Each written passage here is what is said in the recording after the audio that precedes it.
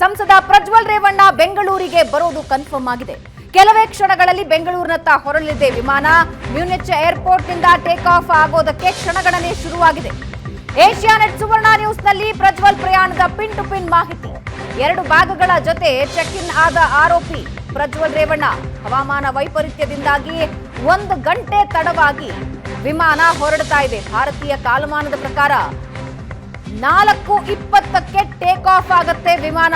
ರಾತ್ರಿ 12:30ಕ್ಕೆ ಬರಬೇಕಿದ್ದ ವಿಮಾನ ರಾತ್ರಿ 1:30ಕ್ಕೆ ಬರೋ ನಿರೀಕ್ಷೆ ಇದೆ. ರಾತ್ರಿ 1:30ಕ್ಕೆ ಕೆಂಪೇಗೌಡ ಏರ್ಪೋರ್ಟ್ಗೆ ಬರಲಿರೋ ಪ್ರಜ್ವಲ್. ಹವಾಮಾನ ವೈಪರೀತ್ಯದಿಂದ 1 ಗಂಟೆ ತಡವಾಗಿ ವಿಮಾನ ಟೇಕ್ ಆಫ್ ಆಗುತ್ತೆ. 4:20ರ ಸುಮಾರಿಗೆ ಟೇಕ್ ಆಫ್ ಆಗುತ್ತೆ. 2 ಬ್ಯಾಗ್ನೊಂದಿಗೆ ಪ್ರಜ್ವಲ್ ಚೆಕ್ ಇನ್.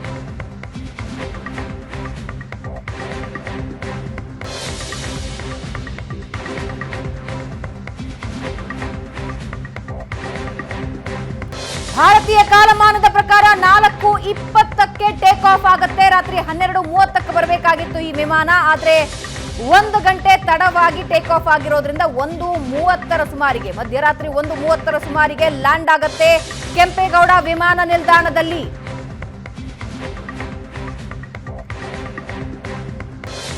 ಎರಡು ಬ್ಯಾಗ್ಗಳ ಜೊತೆ ಚೆಕ್ ಇನ್ ಆದ ಆರೋಪಿ ಪ್ರಜ್ವಲ್ ರೇವಣ್ಣ. ಮಧ್ಯರಾತ್ರಿ 1:30ರ ಸುಮಾರಿಗೆ ಬೆಂಗಳೂರು ಅಂತಾರಾಷ್ಟ್ರೀಯ ವಿಮಾನ ನಿಲ್ದಾಣಕ್ಕೆ ಬಂದಿಳಿಯಲಿದ್ದಾರೆ ಪ್ರಜ್ವಲ್.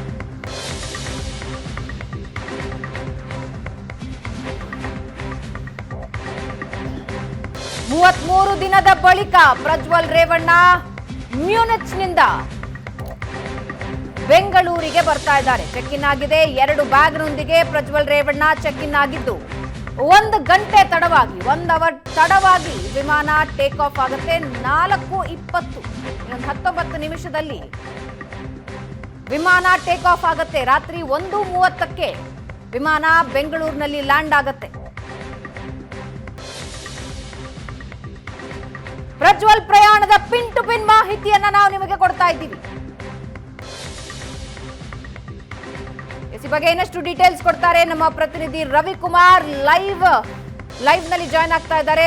ರವಿಕುಮಾರ್, ಒಂದು ಕಡೆ ಪ್ರಜ್ವಲ್ ರೇವಣ್ಣ ವಾಪಸ್ ಬರ್ತಾ ಇರೋದು ಕನ್ಫರ್ಮ್ ಆಗ್ತಾ ಇದೆ. ಈಗ ಮತ್ತೊಂದು ಕಡೆ SIT ತಂಡ ಕಳೆದ 2-3 ದಿನಗಳಿಂದ ಏರ್ಪೋರ್ಟ್ ನಲ್ಲೇ ಬೀಡು ಬಿಟ್ಟಿದೆ. ನೀವು ಏರ್ಪೋರ್ಟ್ ನಲ್ಲೇ ಇದ್ದೀರಾ, ಏರ್ಪೋರ್ಟ್ ನ ಮುಂಭಾಗದಲ್ಲಿ ಇದ್ದೀರಾ. ಅಲ್ಲಿನ ವ್ಯವಸ್ಥೆ ಹೇಗೆ ಮಾಡಿಕೊಂಡಿದೆ SIT ತಂಡ? ಯಾರ್ಯಾರಿದ್ದಾರೆ, ಯಾರ ನೇತೃತ್ವದಲ್ಲಿ ತಂಡ ಅಲ್ಲಿದೆ?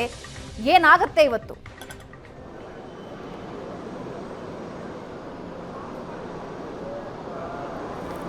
ಖಂಡಿತ ಭವನ, ಪ್ರಜ್ವಲ್ ರೇವಣ್ಣ ಬರುವಂಥ ಏನು ಲುಫ್ತಾನ್ಸಾ ಏರ್ಲೈನ್ಸ್ ಇನ್ನು ಕೆಲವೇ ಕ್ಷಣಗಳಲ್ಲಿ ಟೇಕ್ ಆಫ್ ಕೂಡ ಆಗ್ತದೆ.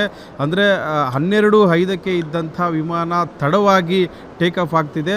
ಭಾರತೀಯ ಕಾಲಮಾನ ಪ್ರಕಾರ 4:20 ಟೇಕ್ ಆಫ್ ಆಗ್ತದೆ ಎಂಬ ಮಾಹಿತಿ ಇದೆ. ಹೀಗಾಗಿ SIT ಟೀಮ್ ಕೂಡ ಈಗಾಗಲೇ ಕೆಂಪೇಗೌಡ ಏರ್ಪೋರ್ಟ್ನಲ್ಲಿ ಬೀಡು ಬಿಟ್ಟಿದೆ. ಒಂದು 5ರಿಂದ 6 ಜನ ಅಧಿಕಾರಿಗಳ ತಂಡ ಕೆಂಪೇಗೌಡ ಏರ್ಪೋರ್ಟ್ಗೆ ಬಂದಿದೆ ಎಂಬ ಮಾಹಿತಿ ಇದೆ. ಆದರೆ ಯಾವ್ಯಾವ ಅಧಿಕಾರಿ ಬಂದಿದ್ದಾರೆ ಅಂತ ಇನ್ನೂ ಸ್ಪಷ್ಟವಾಗಿ ಗೊತ್ತಿಲ್ಲ. ಆದರೆ ಒಂದು ತಂಡ ಏರ್ಪೋರ್ಟ್ನಲ್ಲೇ ಒಂದು ಕಡೆ ಕೂತು ಎಲ್ಲ ಒಂದು ಪರಿಶೀಲನೆಯಲ್ಲಿ ತೊಡಗಿದೆ. ಯಾಕಂದರೆ ಕೆಂಪೇಗೌಡ ಏರ್ಪೋರ್ಟ್ನ ಒಳಗಡೆ ಏನು ಪ್ರಜ್ವಲ್ ರೇವಣ್ಣ ಅಲ್ಲಿ ಅಂದರೆ ಟೇಕಪ್ ಆದ 20 ನಿಮಿಷ ಬಳಿಕ ಒಂದು ಪಟ್ಟಿ ಬರಲಿದೆ. ಅಂದ್ರೆ ಲುಫ್ತಾನ್ಸಾ ಏರ್ಲೈನ್ಸ್ ನಲ್ಲಿ ಯಾವ್ಯಾವ ಪ್ರಯಾಣಿಕರು ಪ್ರಯಾಣ ಮಾಡುತ್ತಿದ್ದಾರೆ, ಅವರ ಒಂದು ಪಾಸ್ಪೋರ್ಟ್ ಸಂಖ್ಯೆ ಆಗಿರ್ಬೋದು, ಅವ್ರದ್ದು ಡೀಟೇಲ್ ಎಲ್ಲವೂ ಕೂಡ ಆ ಒಂದು ಪಟ್ಟಿಯಲ್ಲಿ ಸಿಗ್ತದೆ. ಆ ಪಟ್ಟಿಯಲ್ಲಿ ಪ್ರಜ್ವಲ್ ರೇವಣ್ಣ ಹೆಸರು ಇದೆ ಅಂದ ತಕ್ಷಣ ಅವರು ಈ ಒಂದು ಕೆಂಪೇಗೌಡ ಏರ್ಪೋರ್ಟ್ ನ ಟರ್ಮಿನಲ್ 2 ನಾನೇನ್ ನೋಡ್ತಾ ಇದ್ದೀರಾ, ಈ ಒಂದು ಟರ್ಮಿನಲ್ ಮೂಲಕನೇ ಒಳಗಡೆ ಹೋಗಿ ಏನೆಲ್ಲ ಕಾನೂನು ಪ್ರಕ್ರಿಯೆಗಳು ಮಾಡಬೇಕು ಅನ್ನೋ ನಿಟ್ಟಿನಲ್ಲಿ SIT ಅಧಿಕಾರಿಗಳು ಏರ್ಪೋರ್ಟ್ ನ ಕಸ್ಟಮ್ಸ್ ಹಾಗೂ ಇಮಿಗ್ರೇಷನ್, ಪ್ರಮುಖವಾಗಿ ಇಮಿಗ್ರೇಷನ್ ನ ಉನ್ನತ ಮಟ್ಟದ ಅಧಿಕಾರಿಗಳ ಜೊತೆ ಸಮಾಲೋಚನೆ ಮಾಡಲಿದ್ದಾರೆ. ಪ್ರಜ್ವಲ್ ರೇವಣ್ಣ ಬೋರ್ಡಿಂಗ್ ಆಗಿರೋ ಕನ್ಫರ್ಮೇಷನ್ಗೆ ಇನ್ನೊಂದು 20 ನಿಮಿಷಗಳಲ್ಲಿ ಸ್ಪಷ್ಟವಾದ ಒಂದು ಚಿತ್ರಣ ಸಿಗಲಿದೆ. ಆ ವಿಮಾನಕ್ಕೆ ಹತ್ತಿದಾರೋ, ಬೆಂಗಳೂರು ಕಡೆ ಪ್ರಯಾಣ ಮಾಡ್ತಿದಾರೋ ಇಲ್ವೋ ಅನ್ನೋ ಒಂದು ಮಾಹಿತಿ ಸಿಗುತ್ತದೆ. ಆ ಮಾಹಿತಿ ಒಂದ್ ವೇಳೆ ಪ್ರಜ್ವಲ್ ರೇವಣ್ಣ ಬೆಂಗಳೂರಿಗೆ ಬರ್ತಿರೋದು ಕನ್ಫರ್ಮ್ ಆದ ಬಳಿಕ SIT ಟೀಮ್ ಈ ಒಂದು ಕೆಂಪೇಗೌಡ ಏರ್ಪೋರ್ಟ್ ನ ಒಳಗೆ ಹೋಗಿ ಅಲ್ಲಿ ಇಮಿಗ್ರೇಷನ್ ಅಧಿಕಾರಿಗಳ ಜೊತೆ ಚರ್ಚೆ ನಡೆಸಲಿದ್ದಾರೆ. ಹೀಗಾಗಿ ಎಲ್ಲಾ ರೀತಿಯಾದಂತ ಒಂದು ಸಿದ್ಧತೆಗಳನ್ನ SIT ಪೊಲೀಸರಾಗಿರ್ಬೋದು, ಇಲ್ಲಿ ಕೆಂಪೇಗೌಡನ ಏರ್ಪೋರ್ಟ್ ನ ಎಲ್ಲಾ ಅಧಿಕಾರಿಗಳು ಕೂಡ ಮಾಡ್ತಾ ಇದ್ದಾರೆ. ಒಂದಷ್ಟು ಮಾಹಿತಿಗಳ ಪ್ರಕಾರ ಅವರ ಒಂದು ಟಿಕೆಟ್ ನ ಹಿಸ್ಟರಿ ನೋಡಿದಂತ ಸಂದರ್ಭದಲ್ಲಿ ಈ ಹಿಂದೆ 4 ಬಾರಿ ಟಿಕೆಟ್ ಅನ್ನ ಬುಕ್ ಮಾಡಿ ಕ್ಯಾನ್ಸಲ್ ಮಾಡಿದ್ರು. ಆದ್ರೆ ಆ ಒಂದು ಟಿಕೆಟ್ ನಲ್ಲಿ ತಮ್ಮ ಲಗೇಜ್ ನ ಒಂದು ಮಾಹಿತಿಯನ್ನ ಕೊಟ್ಟಿರ್ಲಿಲ್ಲ. ಆದ್ರೆ ಈ ಬಾರಿ ಬುಕ್ ಮಾಡಿರುವಂತ ಟಿಕೆಟ್ ನಲ್ಲಿ ಲಗೇಜ್ ಅನ್ನು ಕೂಡ ಚೆಕ್ ಇನ್ ಅನ್ನ ಮಾಡಿರುವಂತದ್ದು. ಅಂದ್ರೆ 2 ಬ್ಯಾಗ್ಗಳ ಲಗೇಜ್ ಅನ್ನು ಕೂಡ ಚೆಕ್ ಇನ್ ಮಾಡಿದ್ದಾರೆ. ಹೀಗಾಗಿ ಪ್ರಜ್ವಲ್ ರೇವಣ್ಣ ಬೆಂಗಳೂರಿಗೆ ವಾಪಸ್ ಆಗ್ತಾ ಇರೋದು ಸ್ಪಷ್ಟವಾಗಿ ಬಹುತೇಕ ಖಚಿತ ಅಂತಾನೆ ಹೇಳಲಾಗ್ತಿದೆ. ಇನ್ನೊಂದು 20-25 ನಿಮಿಷದಲ್ಲಿ ಈ ಒಂದು ಪಟ್ಟಿ ಬಂದ ಬಳಿಕ ಒಂದಷ್ಟು ಕನ್ಫರ್ಮೇಶನ್ ಸಿಗುತ್ತೆ. ಅಂದ್ರೆ ಪ್ರಜ್ವಲ್ ರೇವಣ್ಣ ಪ್ರಯಾಣ ಮಾಡುತ್ತಿದ್ದಾರೋ ಇಲ್ವೋ ಅನ್ನೋ ಒಂದು ಮಾಹಿತಿ ಸಿಗ್ತದೆ. ಆ ಮಾಹಿತಿ ಬಂದ ಬಳಿಕ ಏರ್ಪೋರ್ಟ್ ನ ಒಳಗಡೆ ಹೋಗೋದಕ್ಕೆ SIT ಪೊಲೀಸರು ಸಜ್ಜಾಗಿದ್ದಾರೆ. ಅಲ್ಲಿಂದ ಯಾವೆಲ್ಲ ಪ್ರಕ್ರಿಯೆ ಮಾಡ್ಬೇಕು ಅಂದ್ರೆ ಏನು ಇಮಿಗ್ರೇಷನ್ ನಲ್ಲಿ ಬಂದಂತ ಈಗಾಗಲೇ ಸರ್ಕಾರ ಎಲ್ಲಾ ಒಂದು ವಿಮಾನ ನಿಲ್ದಾಣಗಳಿಗೆ ಲುಕ್ಔಟ್ ನೋಟಿಸ್ ಅನ್ನು ಕೊಟ್ಟಿರೋದ್ರಿಂದ ಪ್ರಜ್ವಲ್ ರೇವಣ್ಣ ಬಂದ ಬಳಿಕವಷ್ಟೇ ಏನು ಇಮಿಗ್ರೇಷನ್ ಮೊದಲು ಇಮಿಗ್ರೇಷನ್ ಅವರನ್ನ ವಶಕ್ಕೆ ಪಡಿತಾರೆ. ಅವರನ್ನ ವಶಕ್ಕೆ ಪಡೆದು ವಿಚಾರಣೆ ಮಾಡ್ತಾರೆ. ಲುಕ್ಔಟ್ ನೋಟಿಸ್ ಬಗ್ಗೆ ಮನವರಿಕೆ ಮಾಡಿಕೊಡ್ತಾರೆ. ಅದಾದ ನಂತರ ಪಾಸ್ಪೋರ್ಟ್ ಅನ್ನು ಕೂಡ ಸೀಸ್ ಮಾಡ್ತಾರೆ. ಇವೆಲ್ಲಾ ಪ್ರಕ್ರಿಯೆಗಳು ಮುಗಿದ ಬಳಿಕ SIT ಪೊಲೀಸರಿಗೆ ಪ್ರಜ್ವಲ್ ರೇವಣ್ಣ ಅವರನ್ನ ಹಸ್ತಾಂತರ ಮಾಡುವಂತ ಆ ಕೆಲಸ ಆಗ್ತದೆ. ಹೀಗಾಗಿ ಅವರು ಏನೆಲ್ಲ ಪ್ರಕ್ರಿಯೆಗಳು ಡಾಕ್ಯುಮೆಂಟೇಶನ್ ಮಾಡ್ಕೊಬೇಕು ಅನ್ನೋದ್ರ ಬಗ್ಗೆ SIT ಅಧಿಕಾರಿಗಳು ಕೂಡ ಸಾಕಷ್ಟು ಚರ್ಚೆಯನ್ನ ಕೆಂಪೇಗೌಡ ಏರ್ಪೋರ್ಟ್ ನಲ್ಲೇ ಇದ್ದಾರೆ. ಒಂದು ಕಡೆ ಕೂತು ಎಲ್ಲಾ ರೀತಿಯಾದಂತಹ ಒಂದು ಚರ್ಚೆಯನ್ನು ಕೂಡ ಏನು ದಾಖಲೆಗಳನ್ನ ಪರಿಶೀಲನೆ ಮಾಡುವಂತ ಕೆಲಸವನ್ನು ಕೂಡ ಮಾಡ್ತಿದ್ದಾರೆ ಎಂಬ ಮಾಹಿತಿ ಇರುವಂತದ್ದು ಭಾವನಾ. ವಾಪಸ್ ಬರ್ತೀನಿ ರವಿ. ಪ್ರಜ್ವಲ್ ಬರುವ ವಿಮಾನವನ್ನೇ ಕಾಯ್ತಾ ಇದೆ SIT team. Prajwal Revanna flight land ಆಗ್ತಾ ಇದ್ದಂತೆ ಅರೆಸ್ಟ್.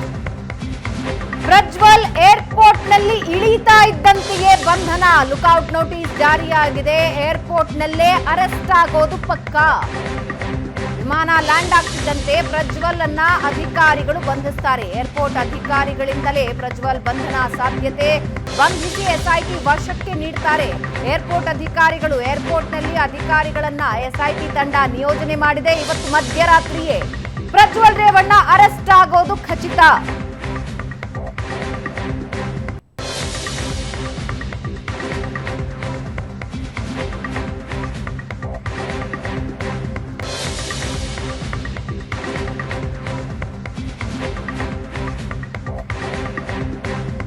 ಪ್ರಜ್ವಲ್ ರೇವಣ್ಣ ಬಂಧನಕ್ಕೆ ಅಧಿಕಾರಿಗಳು ಸಿದ್ಧರಾಗಿದ್ದಾರೆ. ಏರ್ಪೋರ್ಟ್ಗೆ ಇಳಿತಾ ಇದ್ದ ಹಾಗೆ ಬಂಧನ ಮಾಡೋದಕ್ಕೆ ಅಧಿಕಾರಿಗಳ ತಂಡ ರೆಡಿಯಾಗಿದೆ. ಏರ್ಪೋರ್ಟ್ ಪೊಲೀಸ್ ಅಧಿಕಾರಿಗಳು ಪ್ರಜ್ವಲ್ ನನ್ನ ವಶಕ್ಕೆ ಪಡೆದು ಅಲ್ಲಿಂದ ನೇರವಾಗಿ SIT ತಂಡದ ಕೈಗೆ ಒಪ್ಪಿಸೋರಿದ್ದಾರೆ. Lookout notice ಜಾರಿಯಾಗಿದೆ.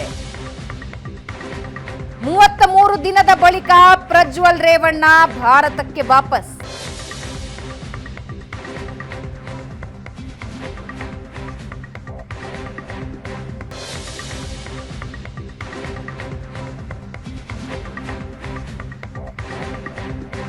ಇವತ್ತು ಮಧ್ಯರಾತ್ರಿಯೇ ಪ್ರಜ್ವಲ್ ರೇವಣ್ಣ ಅರೆಸ್ಟ್ ಆಗೋದು ಖಚಿತ. ಏರ್ಪೋರ್ಟ್ ಅಧಿಕಾರಿಗಳು ಏರ್ಪೋರ್ಟ್ ನಲ್ಲಿಯೇ ವಶಕ್ಕೆ ಪಡೆದು SIT ಅಧಿಕಾರಿಗಳಿಗೆ ಹಸ್ತಾಂತರ ಮಾಡ್ತಾರೆ. ವಿಮಾನ ಲ್ಯಾಂಡ್ ಆಗ್ತಾ ಇದ್ದಂತೆ ಪ್ರಜ್ವಲ್ ನನ್ನ ಬಂಧಿಸ್ತಾರೆ ಅಧಿಕಾರಿಗಳು. ಏರ್ಪೋರ್ಟ್ ಅಧಿಕಾರಿಗಳಿಂದಲೇ ಪ್ರಜ್ವಲ್ ಬಂಧನವಾಗುವ ಸಾಧ್ಯತೆ ಇದೆ. ಲುಕ್ಔಟ್ ನೋಟಿಸ್ ಇದೆ.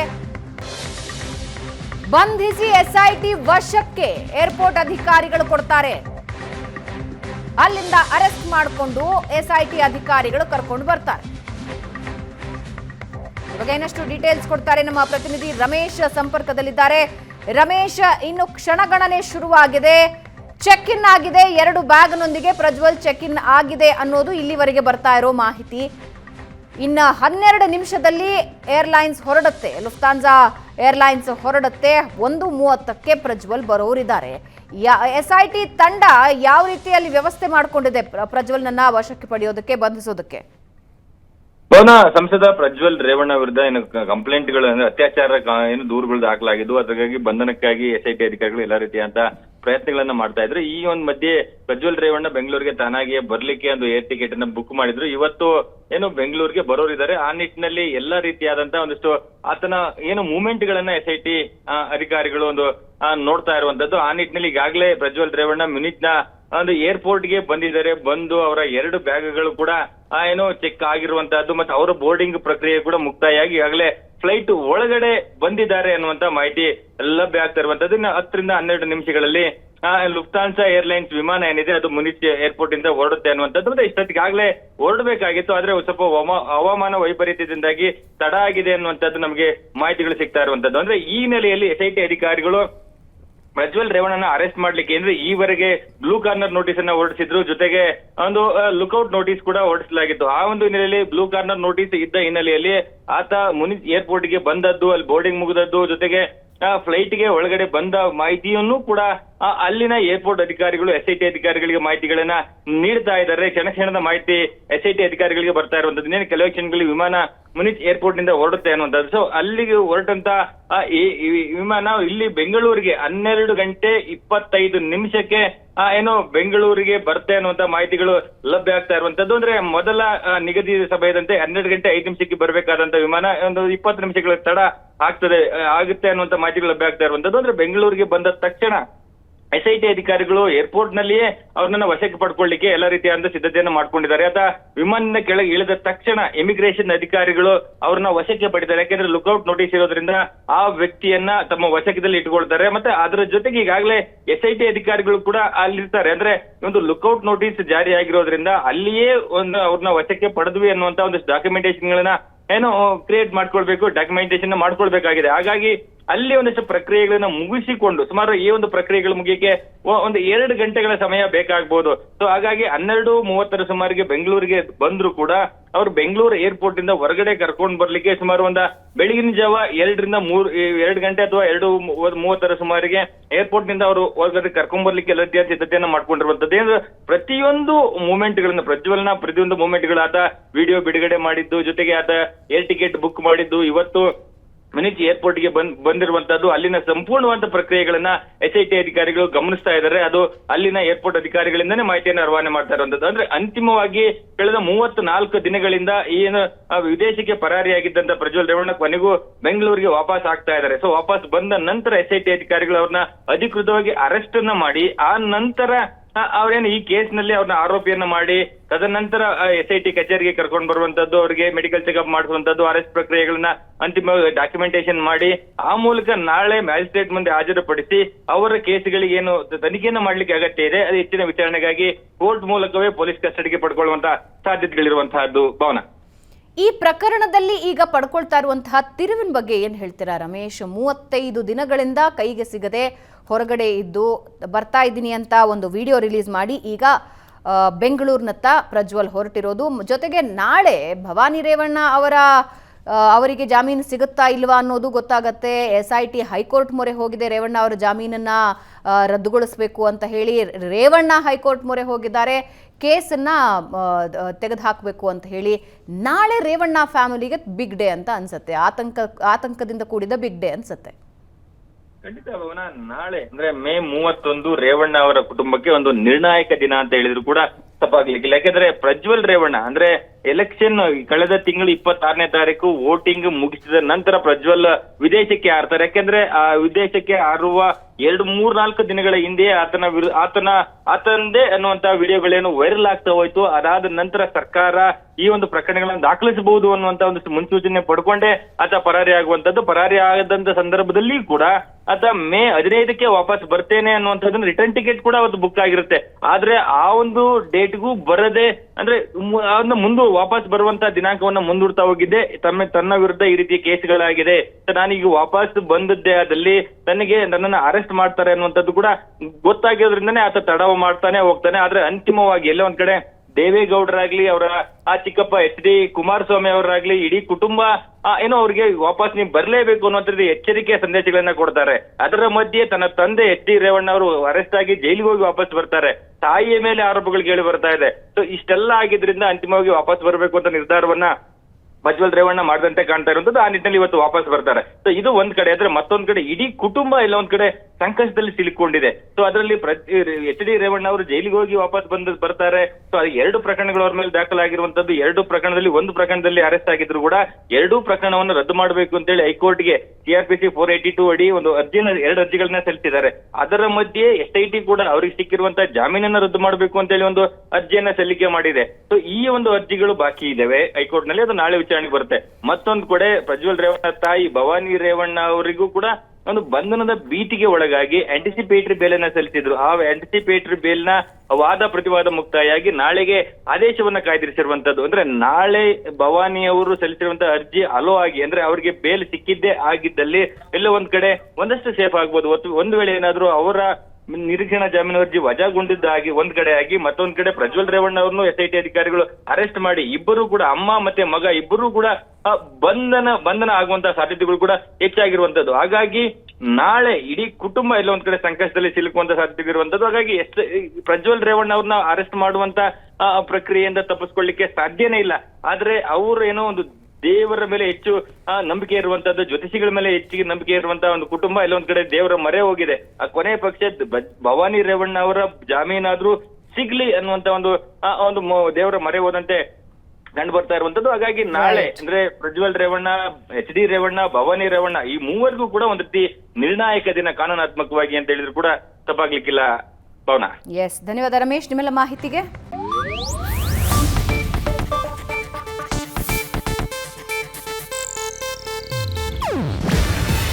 ಇದು ಏಷ್ಯಾನೆಟ್ ನ್ಯೂಸ್ ನೆಟ್ವರ್ಕ್ ಪ್ರಸ್ತುತಿ. ನೀವು ನೋಡ್ತಿದ್ದೀರಾ ಏಷ್ಯಾನೆಟ್ ಸುವರ್ಣ ನ್ಯೂಸ್.